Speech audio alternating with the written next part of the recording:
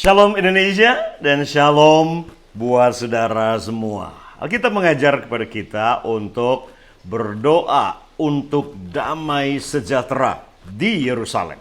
Pray for the peace of Jerusalem.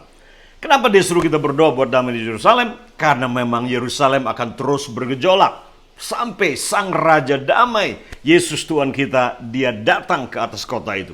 Kota itu, Yerusalem, artinya memang Yerusalem dari kota salam, artinya kota damai sejahtera, kota Raja Damai, Mesias Yesus Kristus Tuhan kita.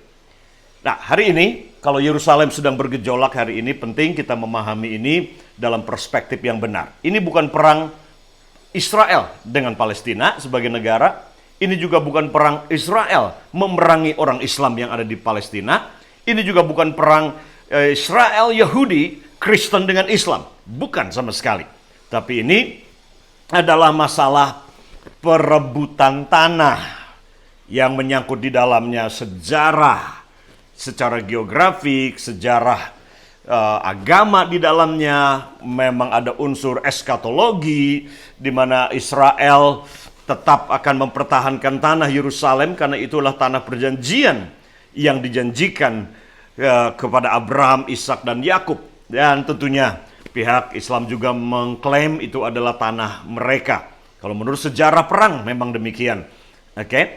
Jadi penting terus kita suarakan ini bahwa yang terjadi di Israel, yang terjadi di Yerusalem bukan perang antar agama, bukan perang antar bangsa, tetapi ini kelompok Hamas yang memang sudah dicap sebagai kelompok teroris oleh PBB sendiri.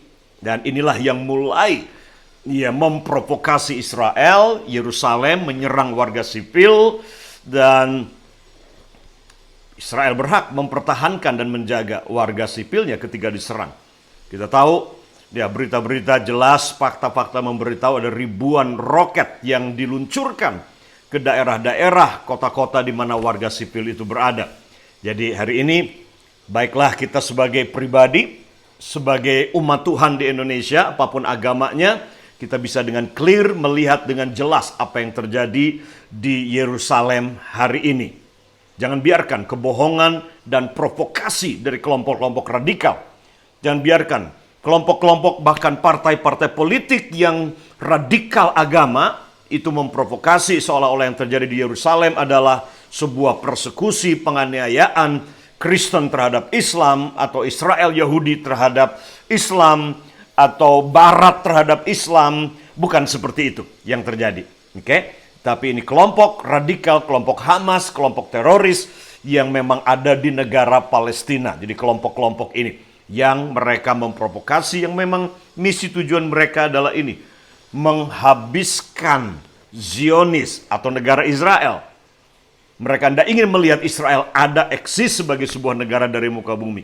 Itu mereka punya keinginan dan itu mereka punya mimpi dari kelompok-kelompok radikal ini. Jadi jangan biarkan sekali lagi kebohongan, hoak, entah itu di Facebook, entah itu di YouTube, entah itu di Twitter, atau berita-berita yang sudah dengar tentang apa yang terjadi di Israel ini dan membuat kerusuhan, keributan seolah-olah ini adalah keributan antar agama.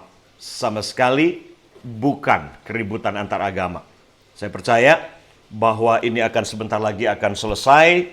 Percaya ini ketika kita terus berdoa for the peace of Jerusalem, pasti Yerusalem akan penuh dengan damai dan kita akan lihat sungguh-sungguh perang ini akan berakhir. Dan Hamas, kelompok radikal ini akan habis. Akan habis, percayalah.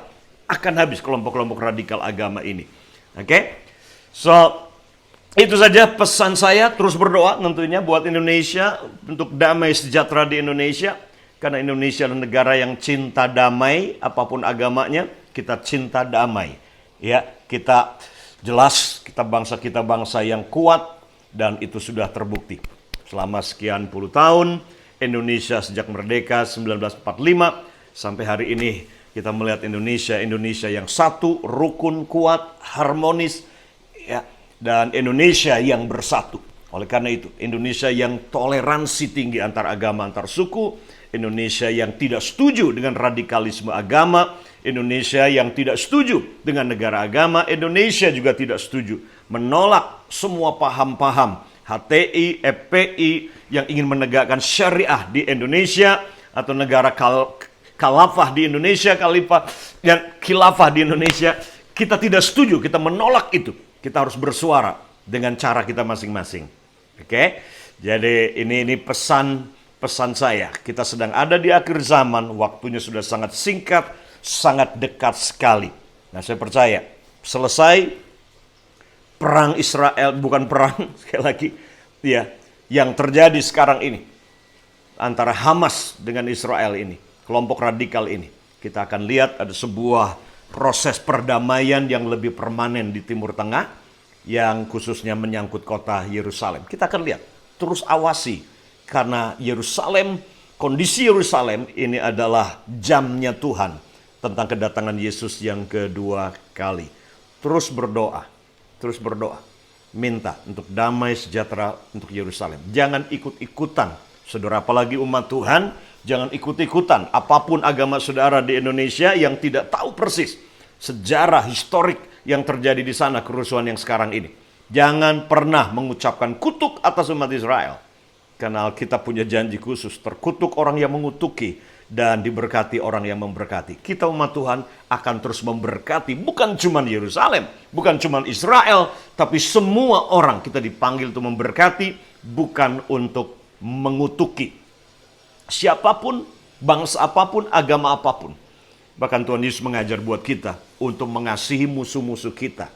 Untuk kita memberkati orang yang menganiaya kita, merampok, membunuh, menipu. Kita disuruh untuk memberkati mereka. Dan itu teladan yang Tuhan Yesus berikan di kayu salib. Ampuni mereka, sebab mereka tidak tahu apa yang mereka perbuat. Jadi sebagai umat Tuhan, sebagai bangsa Indonesia, jangan kita ikut-ikutan mencemooh, mengutuki Israel ataupun mengutuki Palestina, dan kita tidak dipanggil untuk itu.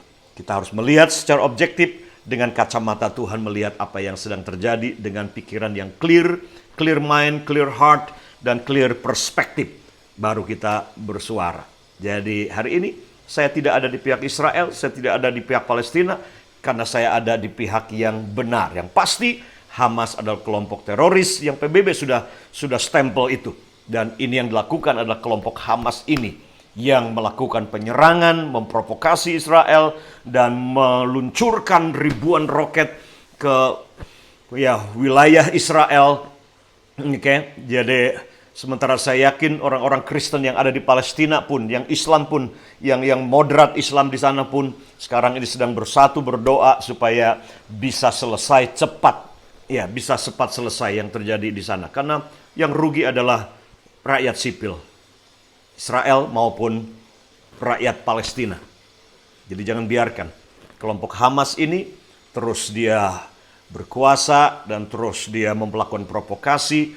Mari kita berdoa sungguh-sungguh kebenaran, keadilan Tuhan ditegakkan supaya damai sejahtera ada di kota Yerusalem, ada di Palestina.